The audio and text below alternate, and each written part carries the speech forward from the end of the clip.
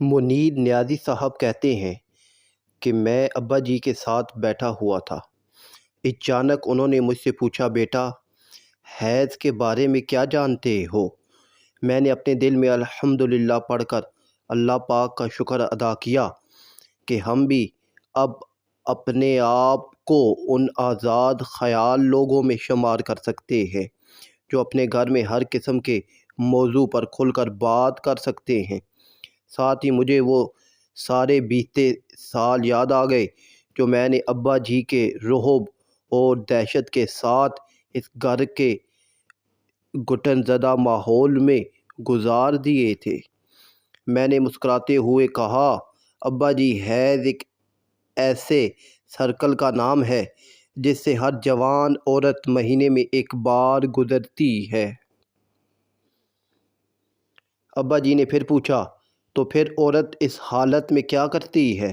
میں نے کہا، ابا جی عورت اس حالت میں نہ نماز پڑھ سکتی ہے، نہ قرآن مجید پڑھ سکتی ہے اور نہ ہی روزہ رکھ سکتی ہے۔ ابا جی نے اس بار قدر سخت اور اکڑے ہوئے لہجے میں کہا، پتر اس کا مطلب یہ ہے کہ تجھ میں اور اس حیض والی عورت میں کوئی فرق نہیں ہے، کیونکہ تم بھی نہ تو نماز پڑھتے ہو نہ قرآن پڑھتے ہو۔ اور یہ سن کر میں شرم سے ڈوب گیا۔